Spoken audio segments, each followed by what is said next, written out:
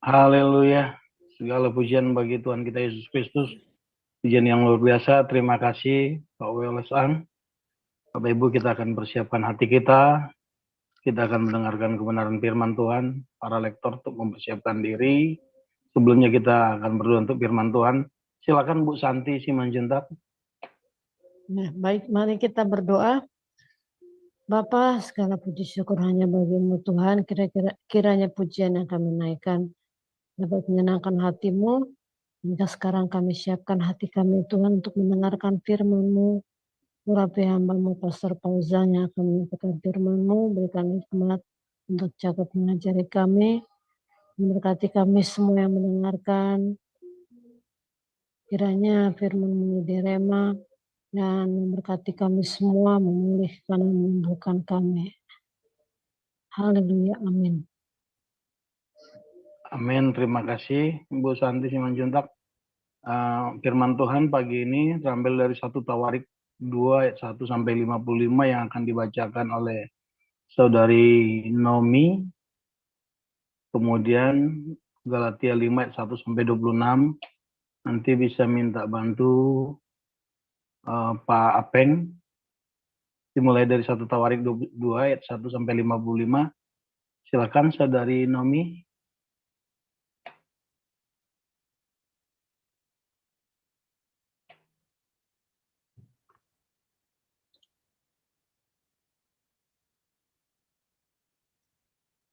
Baik.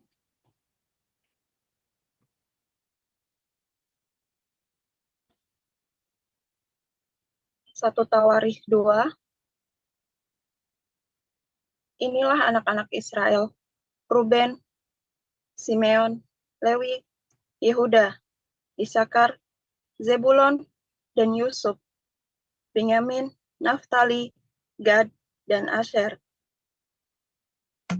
Anak-anak Yehuda ialah Onan, dan Shelah, 3 orang yang lahir bagi dia dari anak perempuan Syua, perempuan Kanaan itu. Tetapi anak sulung Yehuda itu adalah jahat di mata Tuhan. Maka ia membunuhnya. Tamar, menantu perempuan Yehuda, melahirkan baginya Peres dan Zerah. Semuanya anak-anak Yehuda, dan Yehuda ada 5 orang. Anak-anak Peres ialah Hezron dan Hamul. Anak-anak Zerah ialah Zimri, Etan, Heman, Kalkol, dan Dara. Semuanya 5 orang. Keturunan Karmi ialah Ahar, yang mencelakakan orang Israel karena ia tidak taat dalam hal barang-barang yang dikhususkan itu. Keturunan Etan ialah Azaria. Anak-anak yang lahir dari Hezron ialah Yarahmeel, Ram, dan Chelubai. Ram memperanakan Aminadab, dan Aminadab memperanakan Nahason, pemimpin Bani Yehuda. Nahason memperanakan Salma, dan Salma memperanakan Boas. Boas memperanakan Obed, dan Obed memperanakan Isai. Isai memperanakan Eliab, anak sulungnya, dan Abinadab adalah yang kedua. Simea, anak yang ketiga. Netanel, anak yang keempat. Raidai, anak yang kelima. Ozem, anak yang keenam. Dan Daud, anak yang ketujuh. Saudara-saudara perempuan mereka ialah Zeruya dan Abigail. Anak-anak Zeruya ialah Abisai, Yoab, dan Asael, 3 orang. Abigail melahirkan Amasa, dan ayah Amasa ialah Yeter, orang Ismail itu. Kaleb bin Hezron memperanakan Yeriot dari Azuba, istrinya. Dan inilah anak-anak perempuan itu, Yesher, Sobab, dan Ardon. Sesudah Azuba mati, Kaleb mengawini Efrat yang melahirkan Hur baginya. Hur memperanakan Uri, dan Uri memperanakan Bezalel. Sesudah itu Hezron menghampiri anak perempuan Mahir, bapak Gilead. Ia mengawini perempuan itu ketika ia berumur 60 tahun. Perempuan itu melahirkan Segub baginya. Segub memperanakan Yair yang mempunyai 23 perkampungan di tanah Gilead.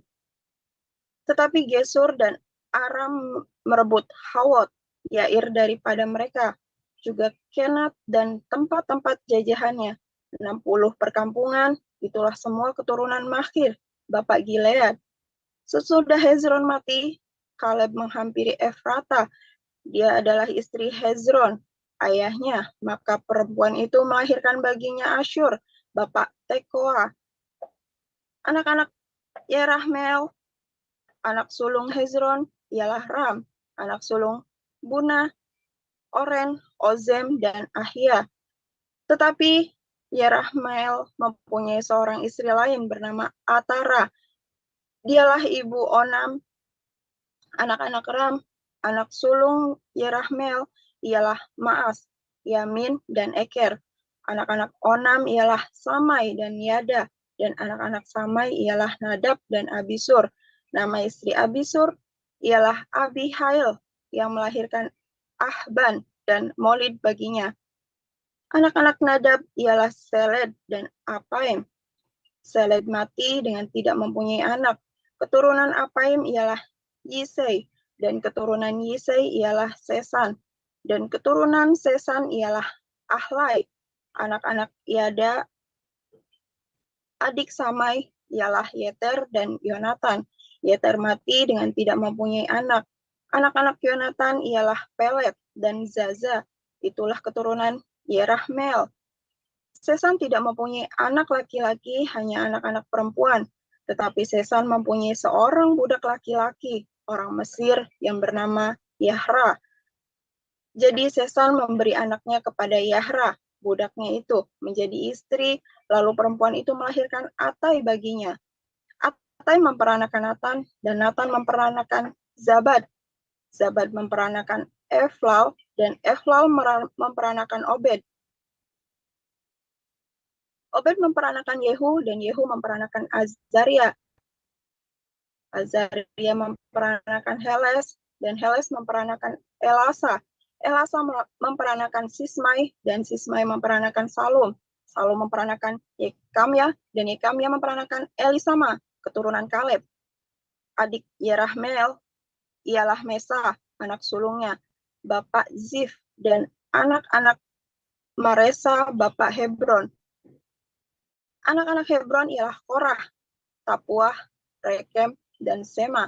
Sema memperanakan Raham, bapak Yorkeam, dan Rekem memperanakan Samai. Anak Samai ialah Maon, dan Maon ialah bapak Betzur. Eva, gundik Kaleb, melahirkan Haran, Moza, dan Gazes. Haran memperanakan Gazes. Anak-anak Yodai ialah Regem, Yotam, Yesan, Pelet, Eva, dan Saf. Gundik Kaleb, yakni Maaka, melahirkan Seber dan Tirhana. Perempuan itu melahirkan juga Saaf, bapak Madmana, dan Sewa, bapak Makbena, dan bapak Gibea. Anak perempuan Kaleb ialah Aksa. Itulah keturunan Kaleb. Anak-anak Hur, anak-anak sulung Efrat, ialah Sobal, bapak Kiryat Yarim, Salma, bapak Bethlehem, dan Haref, bapak Bet Gader. Sobal, bapak Kiryat Yarim, mempunyai keturunan, yakni Haroi dan setengah orang Menuhot. Dan kaum-kaum Kiryat Yeraim ialah orang Yetri, orang Putih, orang Sumati, dan orang Misrai. Dari mereka inilah berasal orang Zora dan orang Eshitaol. Keturunan Salma ialah Bethlehem, orang Nefota, Atarot, Bet Yoab, dan setengah orang Manathi, yakni orang Zori. Dan kaum-kaum para ahli surat yang diam di Yabes ialah orang Tirati, orang Simati, dan orang Suhati. Mereka itu orang dari keturunan Hamad, bapak keluarga Rehab. Amin. Terima kasih, Saudara Naomi. Silakan Pak Peng. Ya, bacaan firman selanjutnya Galatia 5 ayat 1 sampai 26. Supaya kita sungguh-sungguh merdeka, Kristus telah memerdekakan kita, karena itu berdirilah teguh, dan jangan mau lagi dikenakan kuk perhambaan. Sesungguhnya aku, Paulus, berkata kepadamu, jikalau kamu menyunatkan dirimu, Kristus sama sekali tidak akan berguna bagimu. Sekali lagi aku katakan kepada setiap orang yang menyunatkan dirinya, bahwa ia wajib melakukan seluruh hukum Taurat. Kamu lepas dari Kristus, jikalau kamu mengharapkan kebenaran oleh hukum Taurat, kamu hidup di luar kasih Allah. Kamu hidup di luar kasih karunia. Sebab oleh roh dan karena iman kita menantikan kebenaran yang kita harapkan. Sebab bagi orang-orang yang ada di dalam Kristus Yesus, hal bersunat atau tidak bersunat tidak mempunyai sesuatu arti, hanya iman yang bekerja oleh kasih. Dahulu kamu berlomba dengan baik, siapakah yang menghalang-halangi kamu, sehingga kamu tidak menuruti kebenaran lagi. Ajakan untuk tidak menurutinya lagi bukan datang dari Dia yang memanggil kamu. Sedikit lagi sudah mengkamilkan seluruh adonan. Dalam Tuhan aku yakin tentang kamu, bahwa kamu tidak mempunyai pendirian lain daripada pendirian ini. Tetapi barang siapa yang mengacaukan kamu, ia akan menanggung hukumannya, siapapun juga dia. Dan lagi aku ini, saudara-saudara, jika aku masih memberitakan sunat, mengapakah aku masih dianiaya juga? Sebab kalau demikian, salib bukan batu sandungan lagi. Baiklah, mereka yang menghasut kamu itu mengebirikan saja dirinya. Saudara-saudara, memang kamu telah dipanggil untuk merdeka, tetapi janganlah kamu mempergunakan kemerdekaan itu sebagai kesempatan untuk kehidupan dalam dosa. Melainkan layanilah seseorang akan yang lain oleh kasih, sebab seluruh hukum Taurat tercakup dalam satu firman ini, yaitu kasihilah sesamamu manusia seperti dirimu sendiri. Tetapi jikalau kamu saling menggigit dan saling menelan, awaslah, supaya kamu jangan saling membinasakan. Maksudku ialah hiduplah oleh roh, maka kamu tidak akan menuruti keinginan daging.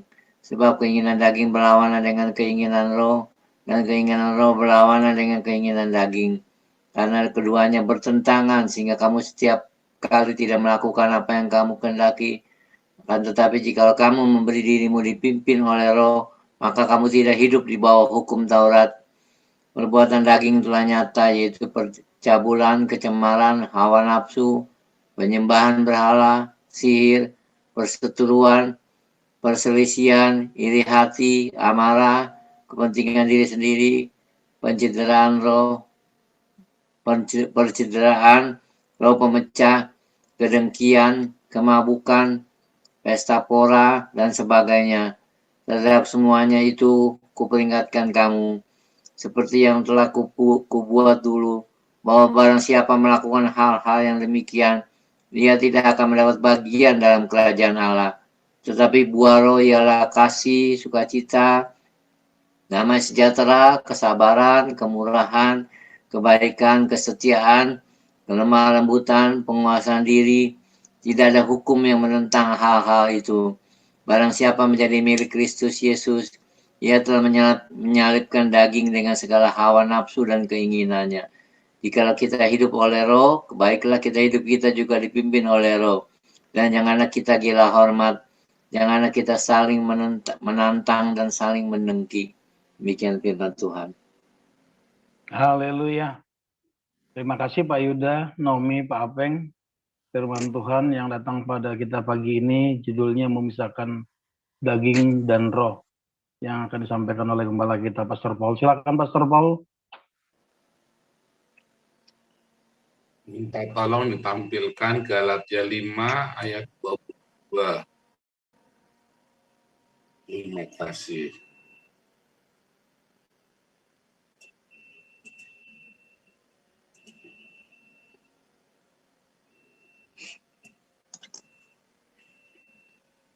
Oke, luar biasa ya.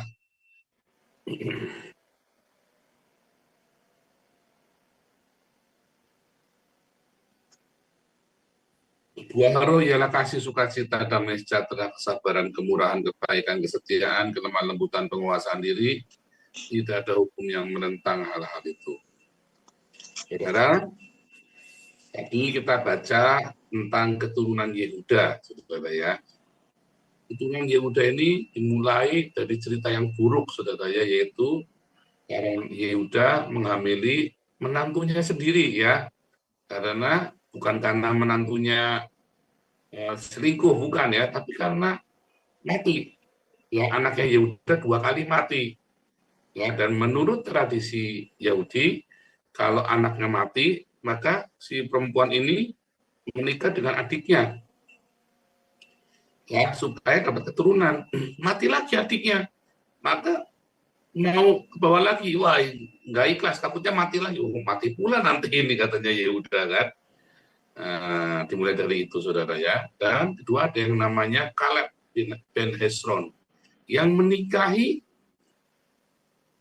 istri dari ayahnya. Ya, yang menikahi istri dari ayahnya. Unik ya, saudara ya. Wah, kok parah sekali. Oh, bukan masalah parah sekali, saudara ya. Ini bukan masalah parah, tetapi kita lagi cerita bagaimana keturunan roh pun, anak-anak roh, anak-anak Yakub itu kan ada Ishak, punya Ishak dan Ismail. Ismail dibuang, saudara. Karena bukan anak dari roh, tapi dari hawa nafsu kedagingan, tidak sabaran. Bukan anak perjanjian dari menunggu, ya. Buang Ismail, ya. Dan Ismail menghasilkan penyembah-penyembah berhala, ya.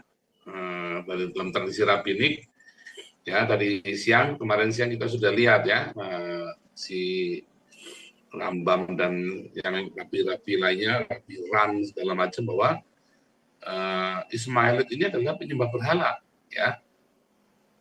Mereka jadi penyembah berhala, ya. Mereka tidak mengikuti agama Abraham atau imannya Abraham. Mereka tidak menuruti imannya Abraham. Nah, mereka tinggal di Paran dan mereka mewarisi, ya, penyembahan dari Mesopotamia, saudara, yaitu bulan dan bintang, ya. Nah, kemudian Ketura juga sama, ya, anaknya Ketura yaitu Midian. Artinya apa? Pertengkaran. Makanya Ismail anak Midian, anaknya Ketura itu namanya suku bangsa Midian, ya. 12 suku itu jadi suku bangsa Midian, 12 suku. Dan berapa anaknya Midiannya? 6 yang masalah, ya. Itu jadi suku bangsa Midian. Dan Esau, tiga-tiganya adalah anak-anak dari hasil pertengkaran. Mereka harus mendapatkan apa namanya,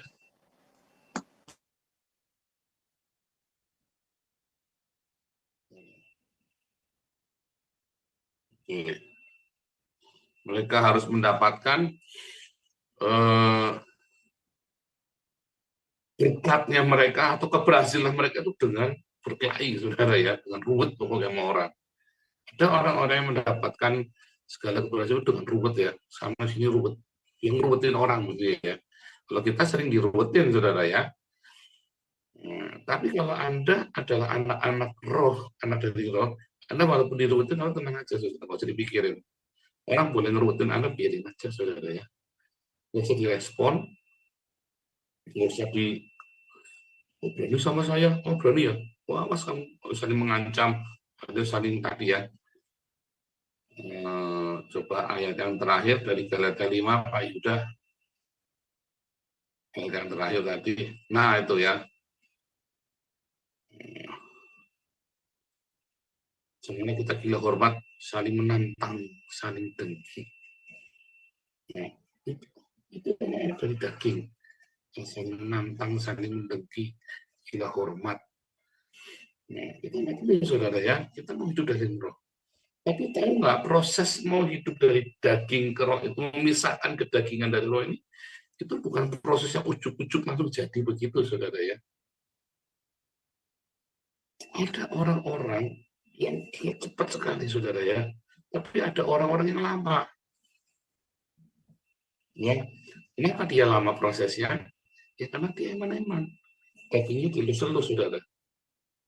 Tidak sakit. Anda kalau punya anak, ya, ada 2 anak, kalau jatuh dikit, dilus-elus, diusap-usap, apa ya ditiup, dipek, wah, mejanya nakal. Diajari nyalain orang. Anak-anak itu ya, diajari menyalahkan keadaan, kondisi. Anak-anak mati ya. Orang-orang yang terbiasa menyalahkan kondisi. Karena dididik orang tuanya begitu, saudara. Menyalahkan. Pokoknya orang lain semua salah, kondisinya salah, saya tidak pernah salah, saya benar pokoknya. Diajarin sama orang tuanya. Anak saya nggak pernah, saudara. Dua anak saya, kalau gagal, ya gagal, saya coba lagi. Berarti saya kurang keras. Oh, karena rasis, karena diskriminasi orang. Oh, enggak. Dari kecil anak saya ajari kalau jatuh bangun. Jangan salahkan jalannya, jangan salahkan sepedanya, jangan salahkan orang lain. Kamu jatuh bangun. Fokusnya dengan bangun, bukan dengan menyalahkan orang lain. Nah, belum tentu orang lain salah, belum tentu kondisi salah. Kamu yang hati-hati, kamu yang nggak tanggung jawab. Belajar. Banyak orang susah sekali untuk lepas dari dagingnya, sehingga dia hidup dan punya roh, karena dilus-lus dagingnya, saudara. Dimanja. Ya.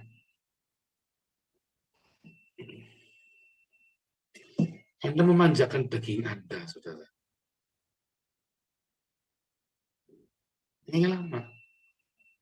Orang-orang ini akan selalu sial, saudara. Orang-orang yang hidupnya dalam daging akan sial terus. Mengapa? Karena daging itu yang akan mengganggu berkat Tuhan. Ya akhirnya apa? Ya akhirnya dia untuk balik lagi dengan cara-cara daging. Ya terjaya dengan cara daging. Nipu, ngantem, kelahi, tarung, rampok, pokoknya kriminal. Atau kalau dia tidak mau seperti itu, ya dia miskin. Ya, papi saya misalnya. Papi saya miskin, saudara ya. Karena dia memanjakan dagingnya. Udah prinsip, udah bilang prinsip, udah dunia itu semua salah semua bagi dia. Ini salah salah mamahnya dia, ini salahnya mertuanya, ini salah istrinya, ini salahnya orang itu, ini salahnya orang ini. Oh, kondisi begini, memang orang yang lahir tahun sekian, bulan sekian, memang bintangnya tidak bagus. Jong sial, ini karena kita suami istri jong. Menyalakan nasib, menyalakan suasana, menyalakan. Sebenarnya masalah dari papi saya apa, saudara? Egonya. Dia tidak pernah menyadarinya. Dan bagaimana cara menyadarkan dia? Tidak bisa. Harus dia sendiri yang sadar. Ya kan? Dia sudah banyak pengajaran. Dia mengajarkan tentang cinta kasih, tentang ego, tentang tapi dia sendiri punya ego yang besar tanpa dia sadari. Dan saya mengamati, saudara ya. Saya mengamati dengan sangat jelas. Dulu saya berpikir itu benar, itu prinsip. Jadi saya pikir papi saya benar, ya. Saya tidak kecewa, bukan ya. Papi saya itu orang yang luar biasa ya. Tetapi ini kan kita evaluasi dari mana. Dan saya mengalami hal yang sama dengan papi saya. Kepahitan yang sama, peristiwa yang sama, kecuali kepahitan orang tua ya. Saya tidak kepahitan dengan orang tua saya. Ditipu habis-habisan, jatuh berkali-kali, ya.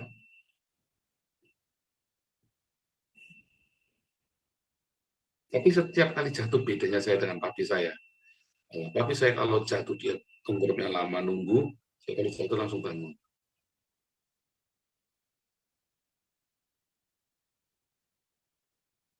Tadinya saya menyalahkan orang lain, ya, walaupun saya langsung bangun, tapi sambil menyalahkan orang lain gitu ya.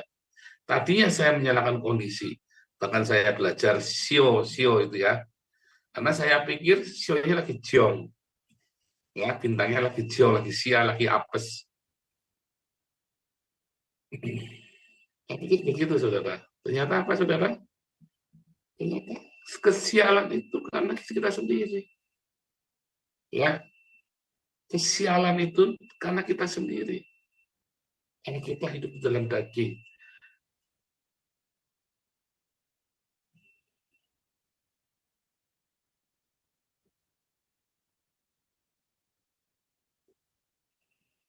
Sebentar, tolong yang di YouTube saya kelihatan nggak kameranya? Mestinya kelihatannya yang di YouTube ya. Oh, kelihatan Pak Mulia beda antara suara dan ini Pak Mulia.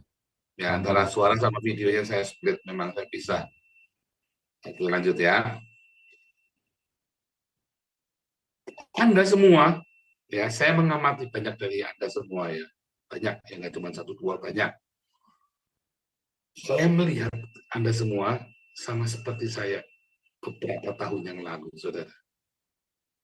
Kita salah, kita sial terus, tapi nggak sadar kenapa sial.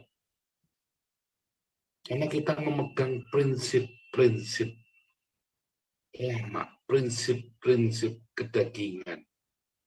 Kita pikir itu adalah prinsip yang benar. Tapi itu sama sekali nggak alkitabiah. Ya.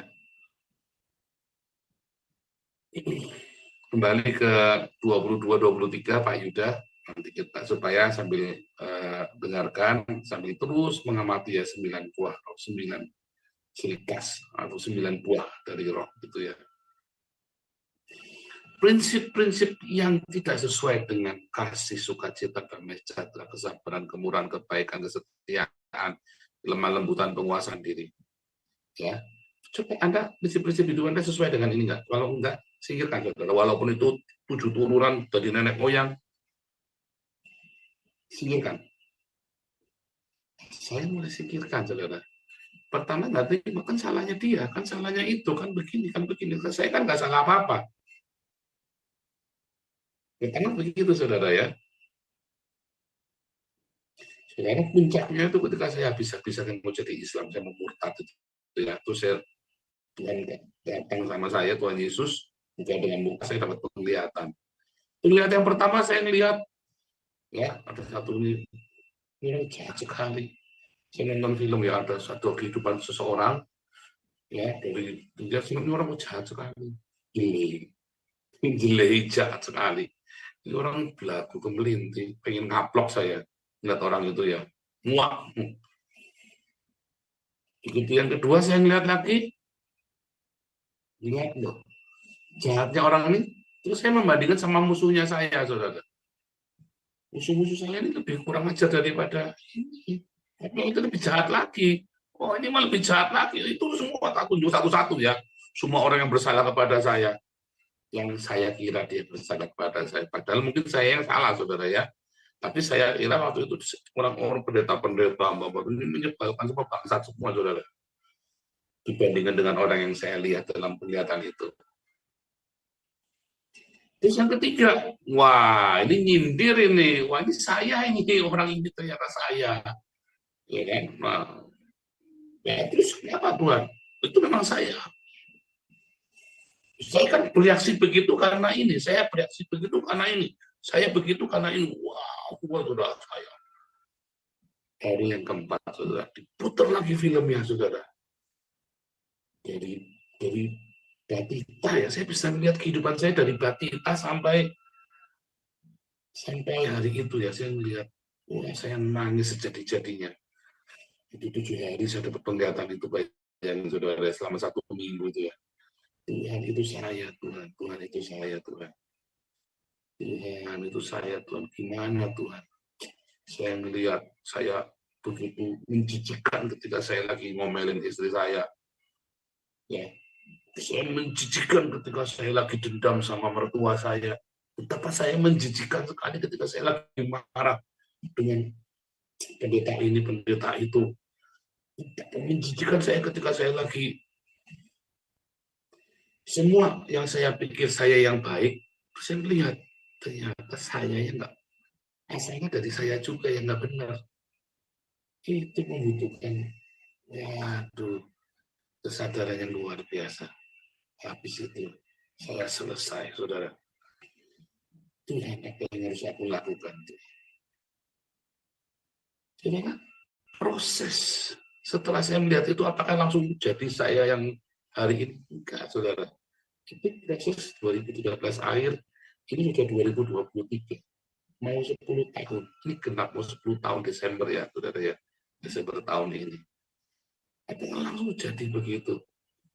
Perjalanan Tuhan beresin, saudara ya. Semua yang nggak bener ini Tuhan beresin dari hidup saya. Pertama saya kaget, saudara. Saya mau melawan, saudara ya. Dihina dia apa? Saya nggak salah kok. Penjelasan itu saya nggak salah. Saya nggak salah kok. Saya mau melawan. Oh, pertama saya lawan ya. Pendeta sejak itu saya ngebukin pendeta itu, saya sudah ketemu Tuhan Yesus itu, saudara ya. Saya ngebukin pendeta itu.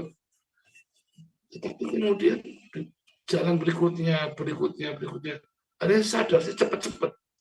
Kalau saya nggak cepat-cepat merendah sama Tuhan, salah bener, pokoknya salah deh pokoknya. Lagi busuk, kamu itu lagi bau. Salah bener, salah. Ini seperti itu, saudara. Selama Anda masih belum bisa merendahkan diri seperti itu, Anda akan sial terus. Akan sial terus selama Anda. Itu langkah radikal yang harus dilakukan. Memisahkan kedagingan dari roh, saudara. Salah benar pokoknya terima, saudara. Walaupun harus difitnah, dihina, diapa. Saya diam. Sangat benar salah. Pokoknya nggak usah banyak cincong, nggak usah banyak ngomong. Pokoknya sangat benar, lagi salah, lagi busuk. Coba Anda artinya saya nggak terima. Itu saya tak ngalah saja, walaupun salah benar, walaupun saya tak terima salah. Tapi hari ini saya menyadari memang saya salah, saudara. Ya, Tuhan mulai lembutkan hati saya. Mulai buka. Sehingga saya mengerti, iya memang saya salah. Memang saya salah sebenarnya. Tapi saya pikir saya betul. Karena banyak hal yang Anda kira Anda benar, ya, tapi sebenarnya Anda salah dan orang lain malas mau menjelaskannya ke Anda. Bukan tidak mau jelasin. Dijelasin kayak apapun, biar Tuhan yang menjelaskan kepada Anda pun tidak akan jelas. Biarpun Tuhan yang menjelaskan kepada Anda, dasarnya udah bebal. Biar Tuhan sekalipun, ya, nyatanya Yesus saja sudah turun ke dunia saja, Tuhan turun ke dunia, tetapi salib, saudara, apalagi cuman pendeta, apa cuman siapa, saudara, menjelaskan kayak apapun, kasarnya yang dapat itu, ya kan? Makanya ada masa-masanya kamu harus salah benar, pokoknya aku lagi busuk, ngalah aja diam. Kalau hati ini terhina, tersakiti, kita merasa terzolimi atau merasa terhina, terabaikan dan sebagainya, perasaan yang gitulah. Jangan dibawa-bawa, saudara, biarin dulu saja, nikmatin dulu saja.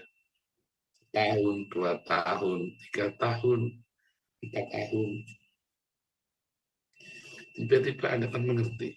Kalau bisa dipilah-pilah daging dengan rohnya. Yang paling penting, saudara, selalu apa, saudara? Miliki cinta di hati. Yang paling penting, saudara, selalu miliki cinta di hati. Selalu di-mute semuanya, jangan dinyalakan.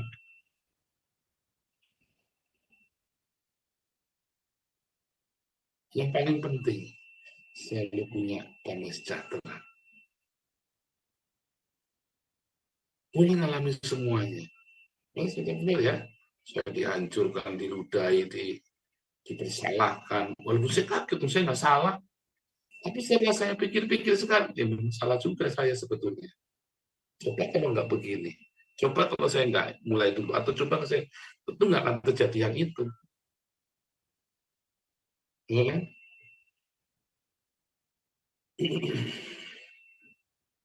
Coba kalau saya nggak keras waktu itu. Coba, banyak ya. Dan ternyata itu mengubah seluruh cara berpikir saya. dan mengubah rezekinya saya, saudara. Metanoia itu mengubah rezekimu, saudara ya. Metanoia itu merubah peruntungan hidupmu, saudara. Dari metanoia, cara berpikirnya berubah, karaktermu berubah, saudara. Dari cara berpikir yang berubah, karakternya berubah, rezekimu berubah, saudara. Ya, serius, saudara ya. Saya ngalamin, jangan ngomong enggak, jangan ngomong. Nah, di dalam masa-masa yang seperti itu, ya, pokoknya saya dengarkan dulu, pokoknya saya terima dulu. Itu ya, tiba-tiba ada rasa damai sejahtera itu mengalir. Yang belakangan-belakangan itu ya itu si Ana tuh istri saya suka kaget-kaget. Orang merugikan saya, orang apa, kok kamu bisa sabar sekali, dia yang udah gemetan, saudara ya. Dia udah gregetan, saya masih tenang-tenang saja, masih cengeng-cengeng, masih bercandaan. Ya, saudara ya. Ada kemurahan hati, ada kebaikan, ada kesetiaan dalam hal yang sepele. Kelihatannya sepele, tapi jangan meremehkan. Orang itu senang kalau nggak diremehkan. Ketika orang merasa nggak diremehkan, saya dikasih karena kamu setia dalam perkara yang kecil. Saya dikasih, saudara. Perkara-perkara yang lebih besar, contohnya Damaris ini, saudara ya. Dari perkara yang kecil sampai Tuhan percayakan kepada kita miliaran, saudara ya. Komunitas kita ini, saudara ya. Luar biasa kan, saudara. Ada kelemah lembutan, saudara. Tiba-tiba yang saya tadinya ngaplokan, saudara. Itu tanya Ana ya. Saya pernah habis pulang fitness, saya baca WhatsApp yang nggak baik, saudara. Panas, baru pulang fitness itu ya. Dia masih pakai baju itu masih bau, masih keringetan banyak ya. Nggak pakai mandi, nggak apa, langsung naik mobil. Cari. Kita kebukin orang ya. Nggak ada penguasaan, apalagi penguasaan diri, saudara. Alas, bablas pokoknya. Ada perubahan setelah itu, saudara ya. Kenapa? Pokoknya kita lagi di bawah. Anda kudu tahu omongan itu, pokoknya kita lagi di bawah. Nikmati sama Tuhan. Karena Anda nggak sendirian. Yang penting waktu di bawah bukan karena Anda minder, bukan karena Anda inferior, bukan karena Anda minder, rendah diri, minder wadah, gitu ya. Tetapi karena Anda tahu ada Tuhan Yesus beserta. Terima dulu. Saya nggak tahu Tuhan maunya apa, kenapa saya bolak-balik direndahkan, kenapa bolak-balik. Terima dulu, saudara. Dan tiap hari dengar firman Tuhan. Tiap hari dengar firman Tuhan. Dengarkan orang-orang bijak bicara, saudara. Apalagi orang-orang itu sudah mengalami. Ingatkan. Suatu hari Anda akan mengerti. Tiba-tiba ding ding ding ding. Otakmu berubah, metanoia, karaktermu berubah. Tiba-tiba buah roh melimpah dalam hidupmu, ada kasih, sukacita, damai sejahtera, kesabaran, kemurahan, kebaikan, kesetiaan, lemah lembutan, penguasaan diri. Ya, saat itu peruntunganmu berubah. Maaf kata, saudara ya. Ada ngupil begini kan selentik begitu jadi emas, saudara ya. Sorry, saudara, kamu serius, saudara ya.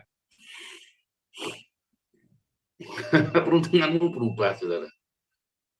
Apapun kamu akan menghasilkan yang baik dari hidupmu. Sehingga Anda tidak punya kesempatan buat mengeluh lagi. Ya, saya kemarin dari Belanda ke Israel, pesawatnya itu, saya lupa kalau saya itu sudah gemuk. Sudah lupa, ambul, sudah. Saya lupa. Saya duduknya di jendela. Dan saya itu takut tempat yang sempit, saudara. Saya kalau tempat yang sempit bisa tiba-tiba mual, pengen muntah ya. Karena saya ingat waktu saya dulu masih kerja sekuler kan, saya kan 130 kilo, saudara ya, lebih gemuk lagi. Waktu saya masih di itu ya, kerja sekuler dulu. Saya pernah, karena nggak ada pesawat, saya ketinggalan. Saya dari Palembang harus pergi ke Jambi. Dari Palembang ke Jambi. Dari Palembang ke Bengkulu. Ya, dan saya naik travel, duduknya di belakang, di sudut, travelnya penuh. Wah, itu saya panik semalaman itu ya, saudara ya. Nah, ini saya lupa dari Belanda ke Israel, saya naik pesawat. Saya pilih duduk di pojok, pikir saya di pojok saya bisa nyendek. Saya lupa badannya udah gede, saudara. Wah, itu saya 4 jam di pesawat, saya panik itu, saudara. 4 jam di pesawat, itu saya panik. Waduh, makanya yang pulang apa namanya, saya sudah punya tiket pulang ya, saya udah pesennya, saya ambilnya di AS itu ya, di Excel itu ya, supaya saya kalau begitu saya panik, saya berdiri, saya pergi ke toilet, atau saya bisa jalan gitu, jadi nggak panik.